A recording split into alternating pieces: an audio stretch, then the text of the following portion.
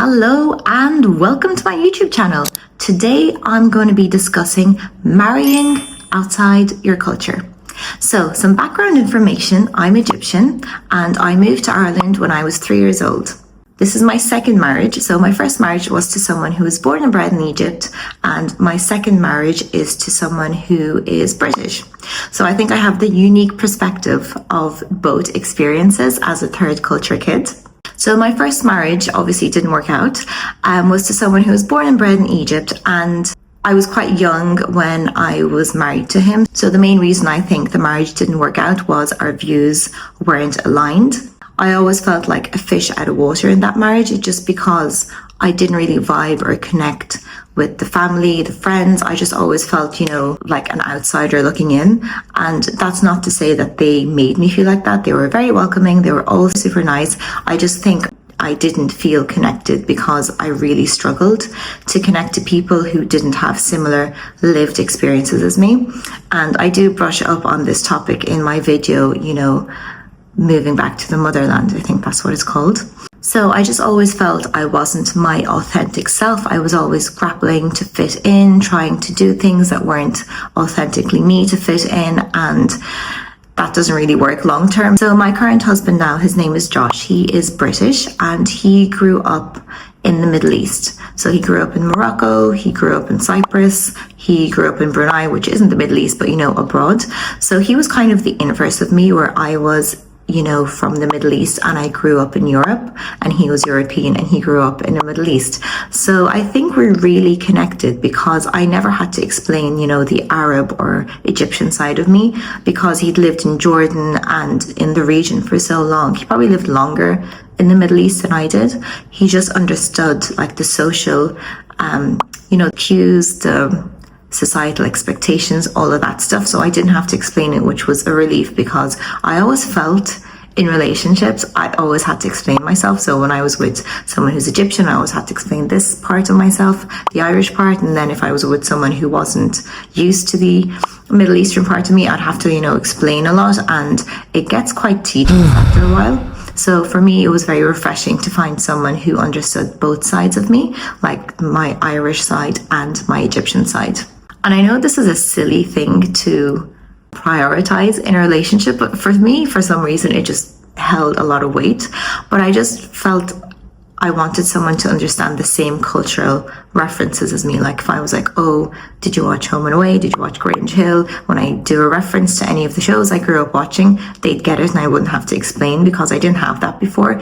And it was so annoying because I just never understood the cultural references around me. And then when I'd make a cultural reference, nobody would get it. And it just added to me feeling like I was out of place. And another thing that I feel we really bonded over was we'd been to so many different schools. So if you saw my video, growing up as an immigrant in Ireland, I'd mentioned that I'd been to 9 different schools, over 9 different schools. I'd stopped counting after some point. And he'd also been to, I think, 9 or 10 different schools.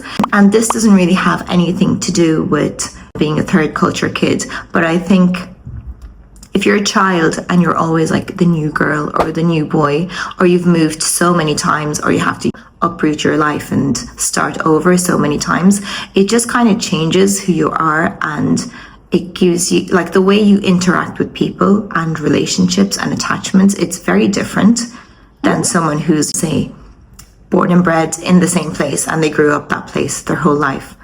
I always feel children or adults who moved around a lot as children, they try to make friendships very quickly, and then they get really surprised when people don't reciprocate their eagerness for forming a quick bond. But because we've had to move around so much, we're kind of like, oh, I want to make friends now.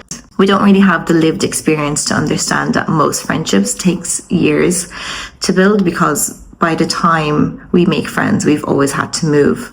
So I think people who moved a lot, they just think or approach life a little bit differently. So we bonded over that because we had similar outlooks and similar kind of attachment styles. So I think it made the relationship work.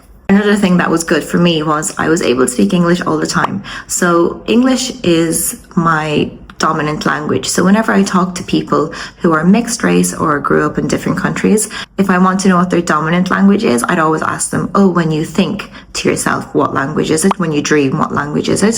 Some people, if they're like super bilingual or they speak many different languages, sometimes they think and dream in different languages depending on the situation, which I think is very impressive. But for me, I just find it so much easier. For example, I'm shooting this video, I'll probably just press play on my phone and talk for, I don't know, 15 minutes and edit, and that's it. One take, that's all it takes. When I do a 15-second video clip in Arabic, I swear to God, like it takes me 40 minutes and I have to keep repeating the words and I keep getting muddled and I keep stuttering. It's just like a shit show basically. So it's just so refreshing to speak the language that you think in. Like, for example, if an Irish person is dating an Italian person and they have to learn Italian to communicate, I don't know how people do that. You think like me growing up bilingual, I'd be able to pick up a third or fourth language easily, but I actually find languages very hard to learn. The only reason I'm bilingual is because of circumstance. I'm 100% sure if I hadn't moved a lot growing up, I'd just speak one language. So what I found kind of interesting about marrying someone outside my culture was having the outside world come inside the house. And I'm going to try to explain this properly because I don't think it will make sense to anyone unless you've been in similar situations.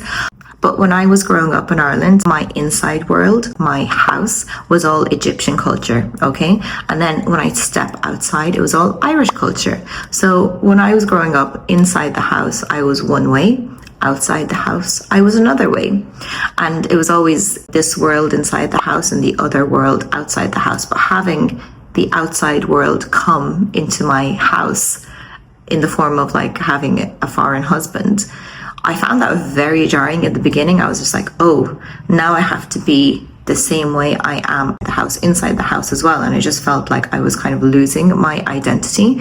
So as a result, and this is a weird way to react, I began to like cling on to my Egyptian identity a bit more, which is kind of odd because most Egyptians would probably say my Egyptian identity is quite diluted as is. Whenever I travel, so I'd always bring with me Egyptian rice, Egyptian semnabaladi, which is ghee, vermicelli, and halawas bread and dates. And I just always travel with them because when I'm in Ireland or Cyprus or Morocco or wherever I am, I always want to make, my type of food because it just made me feel like, oh, I still have some part of my identity. And it's such a weird way to react because before I even got married, I wasn't the biggest fan of Egyptian rice. But for some reason, I was like, I need to have something that is me everywhere at all times. And for some reason, I just gravitated towards rice, which I think is bizarre, but I'm actually quite good at making rice now. So there you go. And I think my experience also is a bit different because I am a third culture kid. I grew up speaking English. So marrying someone who is from England, it wasn't like, the big culture shock. If I was born and bred in Egypt, then I married someone in the UK, that would probably be more intense.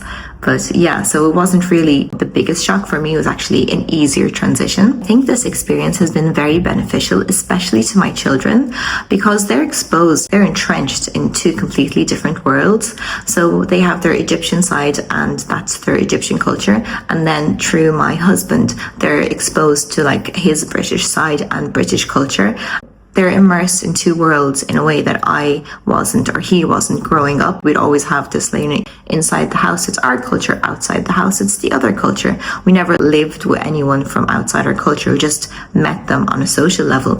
They're actually living in both cultures. So I think it's really made them well-rounded and they're able to kind of become more accepting and non-judgmental of people in a way that maybe me and my husband weren't growing up. So it's really made them well-rounded and, more accepting and less judgmental as individuals, which I'm really happy about.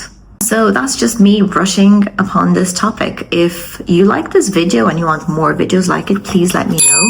And you have similar experiences, I'd also love to hear them.